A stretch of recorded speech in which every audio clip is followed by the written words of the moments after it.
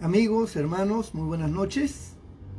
Les saludo en el amor de Cristo como siempre, esperando se encuentren bien y que el Señor siempre los ampare, los guarde, los proteja de todo mal. Esta noche vamos a compartir, como todos los días, un hermoso tema en un pasaje bíblico que se encuentra en el libro de Génesis, capítulo 12, versículos del 1 al 3. Dice la palabra del Señor.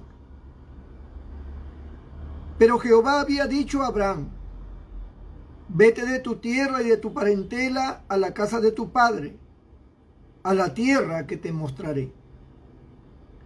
Y haré de ti una nación grande, y te bendeciré, y engrandeceré tu nombre, y serás bendición.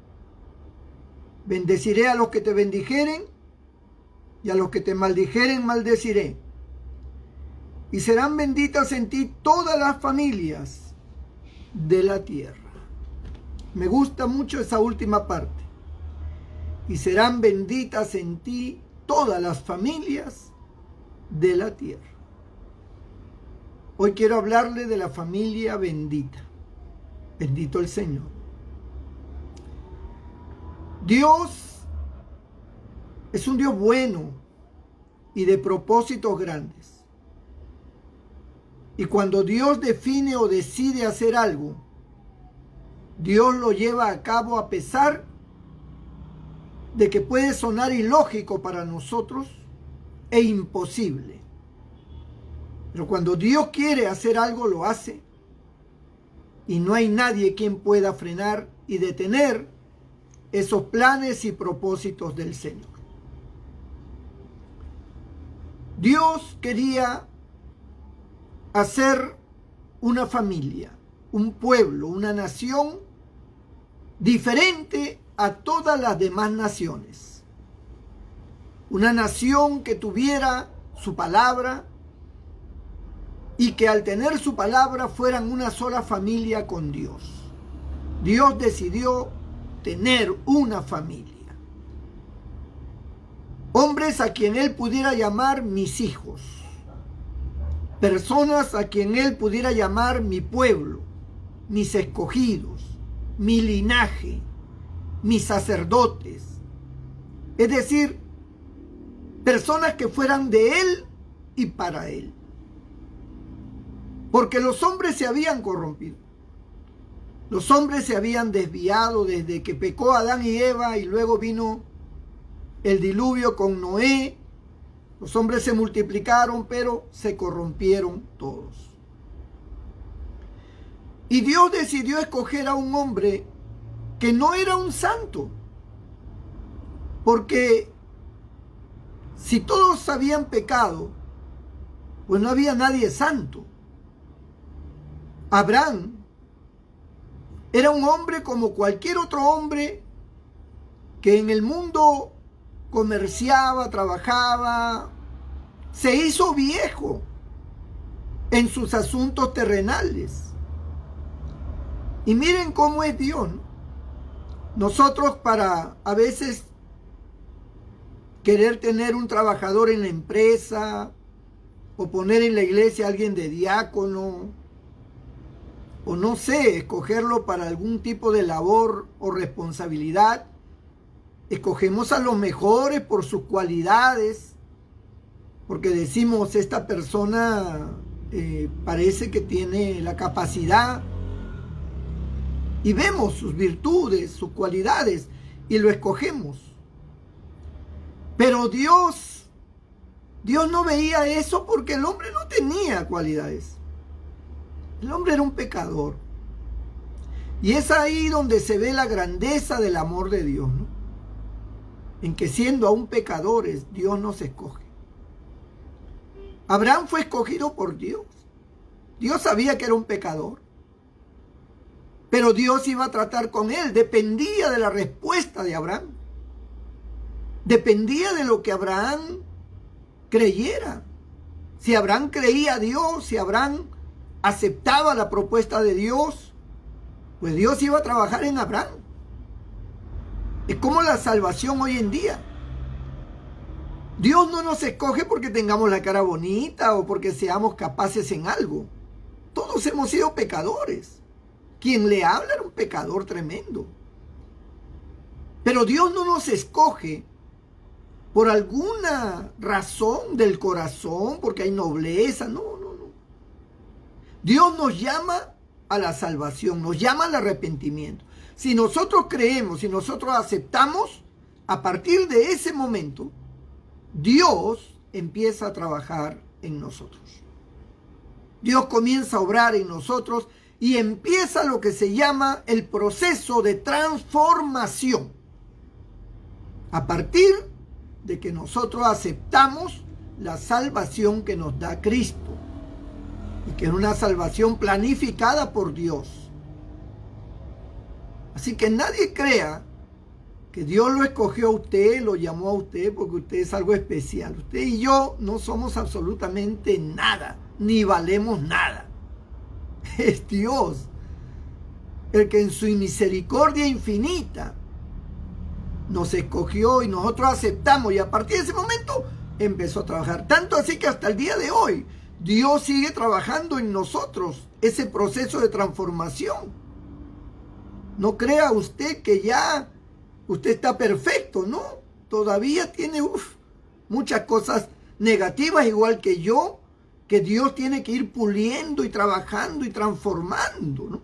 Uno de ellos nuestro temperamento, nuestra manera de pensar, traumas psicológicos, problemas personales, falta de fe, inocencia, una serie de cosas que no nos permiten desarrollarnos correctamente. Pero Dios, como hemos aceptado a nuestro Señor, hemos aceptado la salvación, Dios ha venido bregando, como dicen los puertorriqueños, o trabajando en nosotros, para que nosotros fuésemos perfeccionados a la estatura de nuestro Señor Jesucristo, ¿no? Hasta que todos alcancemos, dice, el nivel máximo de la fe a la estatura de un varón perfecto, como nuestro Señor, ¿no? O sea, llegar a ese nivel, hermano, no es que no se pueda, yo creo que sí se puede, pero llegar a ese nivel cuesta una rendición total, ¿no? Así como Cristo como hombre en su ministerio terrenal se rindió al Padre, así.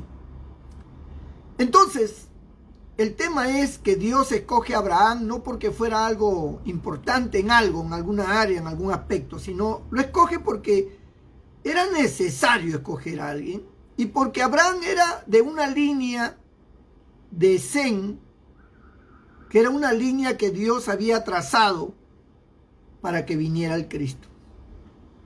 Abraham era parte de esa línea y Dios lo escoge. Ahora, pregúntese algo. ¿Por qué Dios escogió un hombre viejo para hacer una gran familia? ¿No? Porque el Señor le promete a Abraham que él, a través de él, haría una gran nación y en él serían benditas todas las naciones. Pero Abraham era viejo, su mujer también era vieja y encima era estéril. Imagínense. Pero estas cosas para Dios no son relevantes. Para nosotros sí. Nosotros decimos, ¿y ahora? ¿Cómo va a ser una gran nación de un hombre viejo que ya no podía tener hijos y de una mujer estéril que tampoco podía tener hijos? Y encima viejos. Pero como dije, para Dios no es relevante estas cosas, ¿no? A veces nosotros nos miramos a nosotros mismos y decimos, no, ya con mi edad, ya Dios no puede hacer nada. Ya yo qué voy a hacer, ya. Y nos limitamos y limitamos a Dios. Pero para Dios, nuestro cuerpo, nuestra capacidad o incapacidad, nuestras limitaciones, eso para Dios no es un problema. Eso Dios lo arregla en un 2x3. Miren lo que hizo Dios. Escogió un hombre viejo que ya no funcionaba sexualmente y escogió a su mujer que era estéril. Pero le dijo, te daré un hijo y de ahí nacerá todo un linaje, una estirpe, una familia. Y Abraham pues dijo, ¿y cómo va a ser esto? Igual Sara, ¿cómo va a ser si yo soy estéril? Ellos no tenían la más mínima idea de lo que Dios iba a hacer. Dios obró en ese cuerpo decadente de Abraham, en ese cuerpo viejo. Dios tocó su próstata, Dios sanó su próstata, Dios llenó de semen su próstata, Dios generó vigor en cada uno de sus órganos. Dios trabajó en el corazón de Abraham. Dios comenzó a darle vitalidad. De tal manera que Dios tuvo que renovar todo el cuerpo de Abraham para que él pudiera tener un hijo. Miren ustedes qué maravilloso es Dios y qué grande es Dios. Es que para Dios renovar, hacerlo nuevo a Abraham no era ningún problema. Dios quería una familia y Dios iba a hacer lo que tenía que hacer para lograrlo. Luego, Dios toca el cuerpo de Sara, la mujer de Abraham, y Dios comienza a hacer milagros en su útero. Dios comienza a darle a sus glándulas mamarias la capacidad de poder nuevamente, ¿verdad?, tener el vigor para que cuando ella salga embarazada sus pechos se llenen de leche. Dios comenzó a trabajar en sus órganos internos, a renovarla completamente. Lo puso a Abraham poderoso, a Sara poderosa. Dios hizo una serie de milagros tremendos. Porque el hijo de Abraham, Isaac, el que iba a nacer, él no iba a nacer por obra y gracia del Espíritu Santo. Él iba a nacer por las condiciones humanas de su padre y de su madre. Por eso Dios trabajó en el cuerpo de Abraham y de Sara. Que Dios tenía un plan, Dios tenía un propósito. Ese propósito se tenía que cumplir y punto, y se acabó. Para nosotros nos parece ilógico, imposible, pero ¿cómo? No puede ser, esto no es normal. Por supuesto que nada de lo que Dios hace es normal, todo es sobrenatural. Una vez que ya Abraham y Sara estaban en óptimas condiciones, pues ya sabemos que Abraham y Sara se unieron sexualmente. Yo creo que con lo que Dios había hecho en ellos, yo creo que ellos nunca se imaginaron disfrutar de esa sexualidad en su matrimonio tan maravillosamente como ese día. Y todos los días restantes. Y nace Isaac. Nace Isaac. Ahora, amados hermanos, Dios lo lleva a Abraham hacia un territorio que él desconocía, como dice Hebreos 11, que Abraham salió sin saber a dónde iba. Es verdad que Dios había transformado su cuerpo, había sanado su cuerpo, había hecho una serie de milagros en su cuerpo, pero Abraham tenía todavía muchas cosas de orden emocional, espiritual, que él tenía que desarrollar, que él tenía que cambiar. Abraham, por ejemplo, en la Biblia se muestra como un gran hombre de fe, pero Abraham era un hombre muy temeroso. En la primera oportunidad que llegaron a un pueblo, le dijo a su esposa, dile que eres mi hermana, porque si saben que eres mi esposa me matan para quedarse contigo. O sea, miren ustedes cómo renovó Dios a Sara, que ya estaba vieja, que Sara se volvió una hermosa mujer. Sara se convirtió en una hermosa mujer.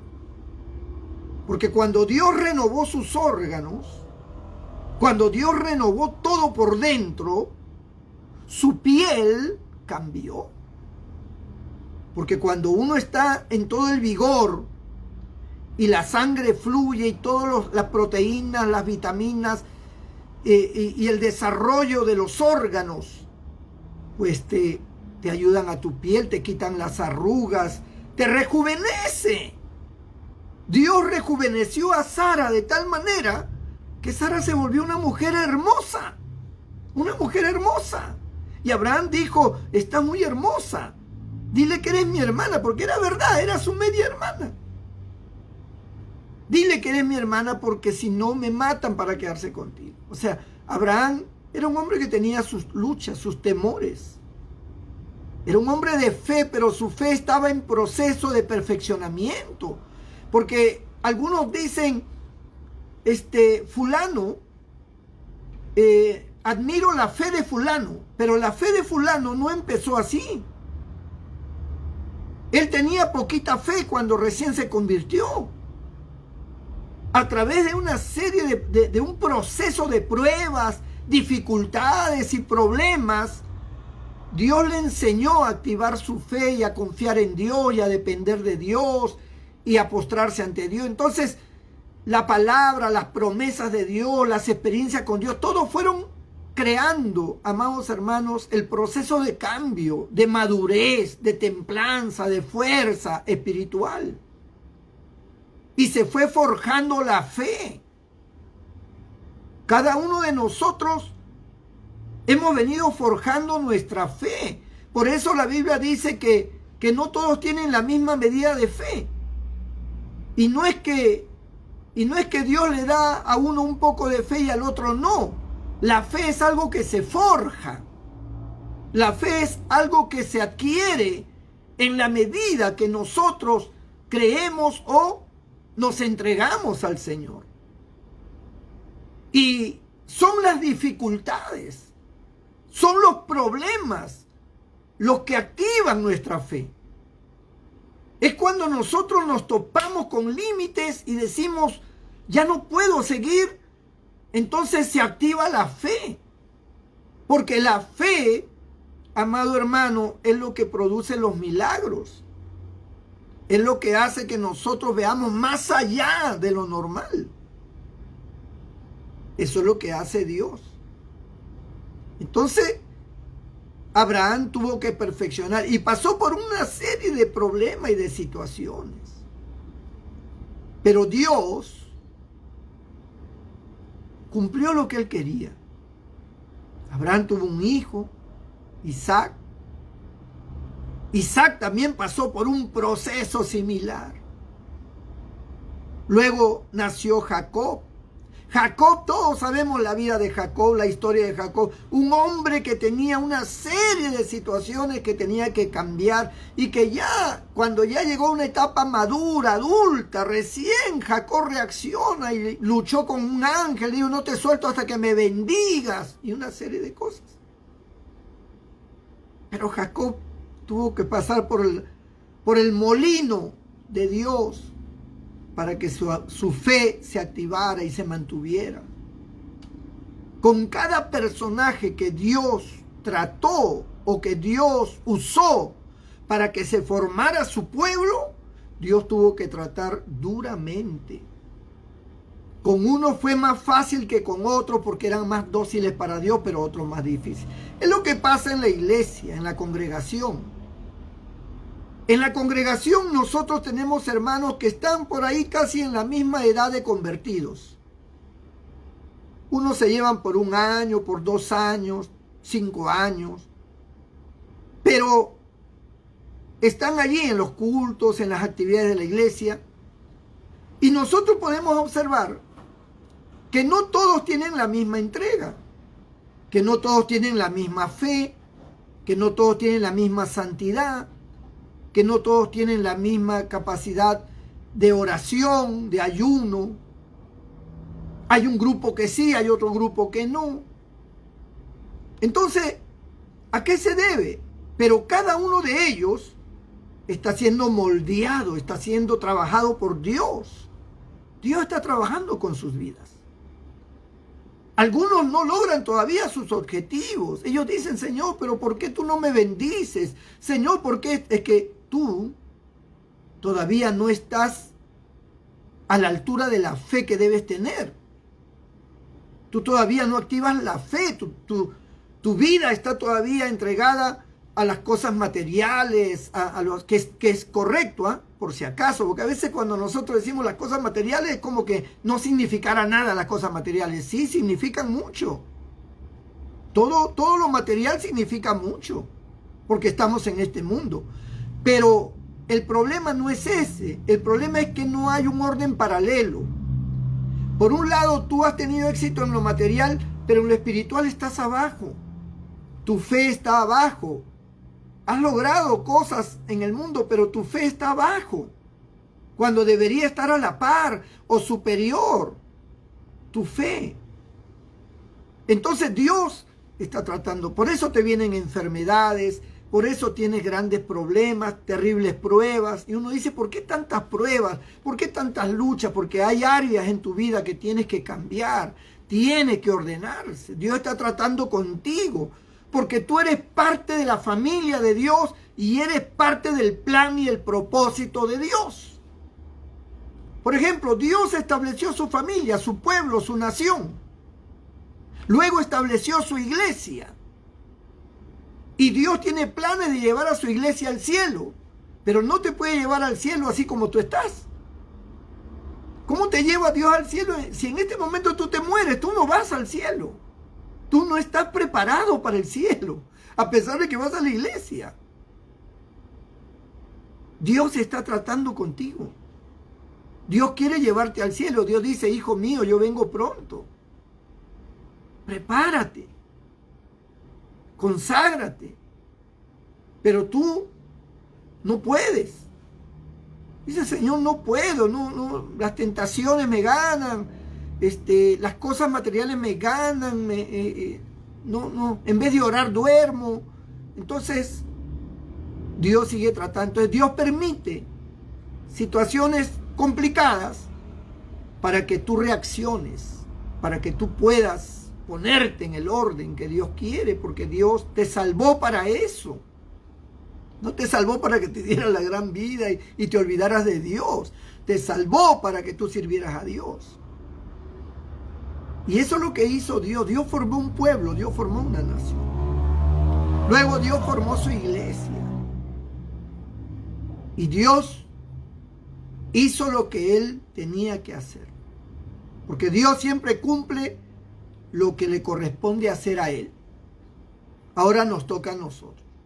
Ahora, escuche esto porque no me puedo alargar mucho. Pero quiero centrarme en esto porque les dije que iba a hablar de la familia bendita. Hoy en día, la gente no tiene aspiraciones familiares. ¿Qué quiero decir? Dios nos ha dado ejemplo de que cuando en su corazón sintió el deseo de formar una familia, Él estuvo dispuesto a preparar todo el terreno, a preparar todas las cosas para lograr este objetivo. Tuvo que preparar. Tuvo la intención de tener un pueblo, una familia. Hoy tenemos hombres y mujeres de diferentes edades, la mayoría jóvenes, pero son de diferentes edades. Algunos maduros, ¿eh? Que no piensan en formar una familia. Ellos no están pensando en formar un linaje, una estirpe, una familia, una descendencia. No. Ellos solamente están pensando en el sexo. Pensar en el sexo no es pensar en formar una familia. Es solamente pensar en un deseo placentero sexual. Pero no hay un ideal detrás de eso. Los jóvenes quieren tener sexo, las jóvenes quieren tener sexo. Y lo tienen. Por eso hoy día ya no hay novios, ahora todos son marinovios, son maridos. Con algunas excepciones, por supuesto, pero que estadísticamente pues más son los que tienen sexo que los que no tienen. Entonces, la gente tiene sexo, busca aventuras, busca placer, se van a una discoteca y terminan acostados en una cama. Y luego no saben qué van a hacer. Vamos a ver si nos comprendemos, vamos a ver si somos compatibles, y a la menor discusión, ¡pam, pam!, se acabó. Y cada uno por su cuenta. Incluso si sale embarazada, no quieren tener el hijo, lo abortan, o nace la criatura, pero el hombre pone pies en polvorosa, se va y termina la relación. Y bueno, después están en juicio, pasándole alimentos y cosas que ya sabemos cómo es el mundo. Pero Dios nos enseña a nosotros que así como Él, de manera responsable, quiso formar una familia para Él, así debemos nosotros pensar en formar una familia para nosotros. Nosotros tenemos que llegar a un punto, tengamos la edad que tengamos, en el sentido de ya estar listos para un matrimonio. Nosotros tenemos que llegar a un punto de decir, quiero una familia. Y como quiero una familia, necesito una esposa. O en el caso contrario, en la mujer, necesito un esposo. Y voy a buscar un buen hombre, voy a buscar una buena mujer. ¿Cómo puedo encontrar una buena mujer? Bueno, en primer lugar, que sea compatible con mi fe. No puedo buscar una mujer que no tiene mi fe.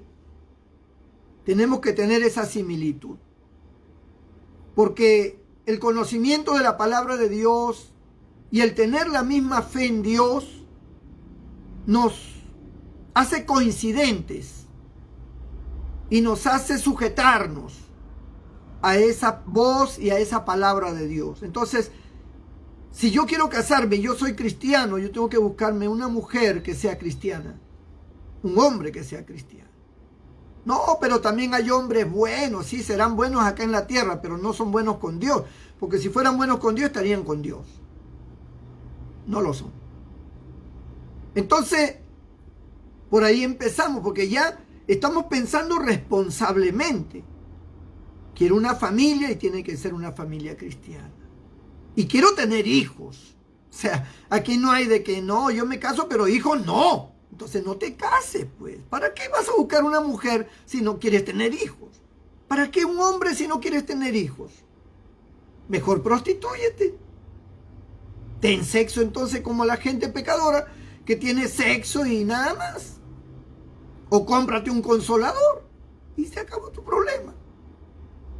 Pero si tú te casas, es para tener hijos. Bueno, pero tampoco me voy a llenar de hijos. Bueno, y esa es otra cosa. Pero tenemos que tener hijos. Un solo hijo, le voy a decir, no es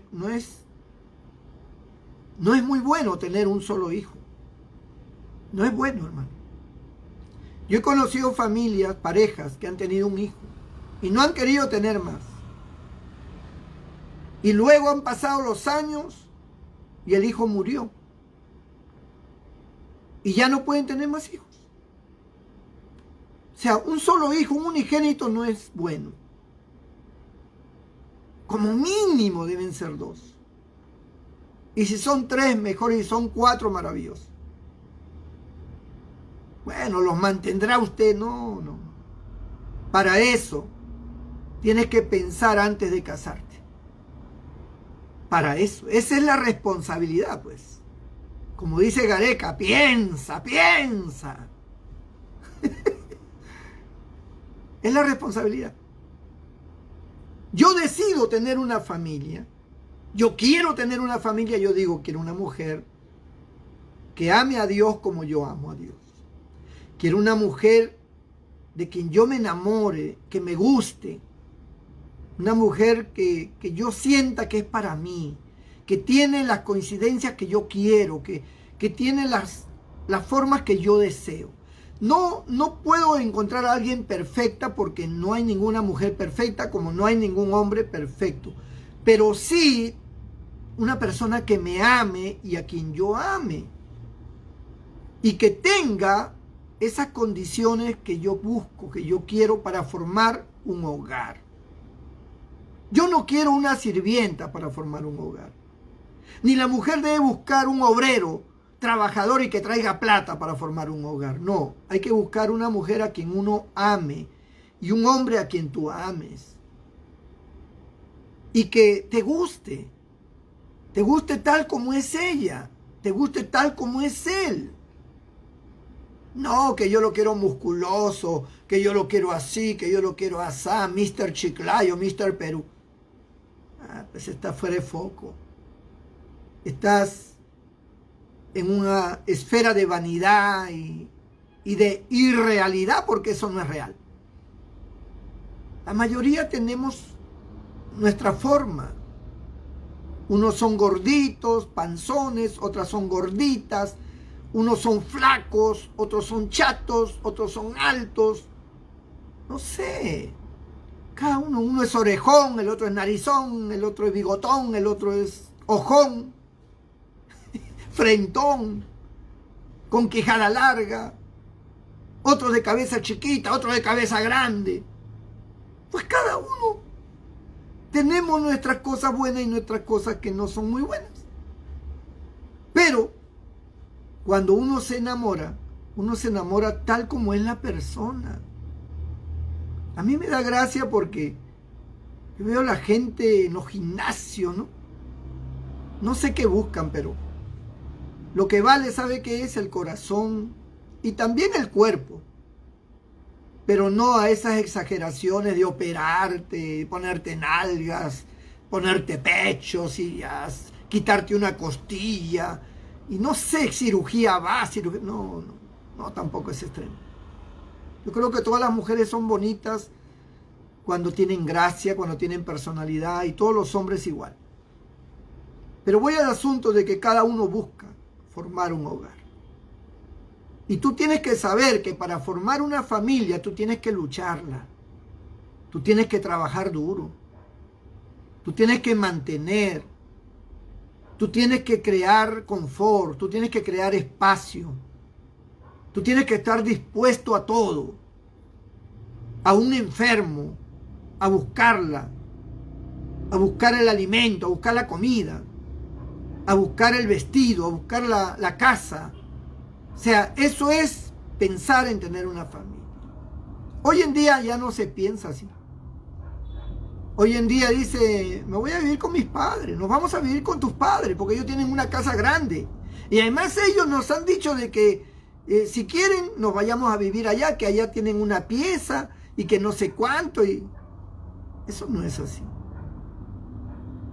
Eso habla de que hay personas que no tienen responsabilidad, que no están formando una familia. Por eso fracasan, pues. Por eso fracasan. Porque el hombre ya se da al abandono, porque tiene al suegro y a la suegra que los mantienen, tienen a los papás que le dan de comer, que le da plata, que le da todo. ¿Ya para qué va a trabajar? Pues se pasa todo el día sin hacer nada. ¿Para qué? Si tiene todo se lo dan. Se dan la gran vida, pues. Se van a fiestas, se van acá, se consigue otra mujer y está en ese mundo de perdición. Pero Dios no nos enseñó eso. Dios dice, dejará el hombre a su padre y a su madre, se unirá a su mujer y serán una sola carne, es decir, formarán su propia familia. Dios formó una familia para él. Fue el pueblo de Israel. Luego formó su familia, que es la iglesia. Y somos su pueblo, somos su familia, somos sus hijos. ¿Y tú? ¿Qué quieres hacer? ¿Formar una familia? ¿O simplemente hacer hijos y dejarlos botados? ¿O tener un hombre que luego no te gusta y lo dejas, lo cambias por otro? Y tú la cambias a ella por otra, como si te cambiaras de pantalón, como si te cambiaras de blusa. ¿Así quieres vivir? ¿Eso es familia? Y cuando llegues a viejo, ¿qué va a pasar? Cuando llegues a viejo, no habrás formado una familia. Formaste líos, formaste problemas, formaste dificultades. Hay hijos que te odian, hay mujeres que te odian, hay hombres que te odian. Porque lo único que buscaste toda tu vida fue placer. Nunca actuaste con responsabilidad. Pero aquellos que forjan una familia en el temor de Dios, sus familias son benditas. Y se lo dijo Dios a Abraham. Le dijo, si tú haces lo que yo quiero, si tú formas la familia que yo quiero, le dice, bendeciré a los que te bendijeren y maldeciré a los que te maldijeren. Y serán benditas en ti todas las familias de la tierra. Es decir, todos los que tengan tu fe, Abraham, serán benditos. Porque en ti yo forjaré un pueblo para mí. Hoy nosotros somos el pueblo de Dios. Nuestras familias deben ser benditas. Busca una mujer cristiana que te ame. Cásate con ella. Ten hijos con ella. Preocúpate por tu hogar. Preocúpate por la fidelidad. Preocúpate por tus hijos. Forma una familia que tema a Dios y será bendita tu familia. Y si no es así, déjame orar por ti en estos momentos.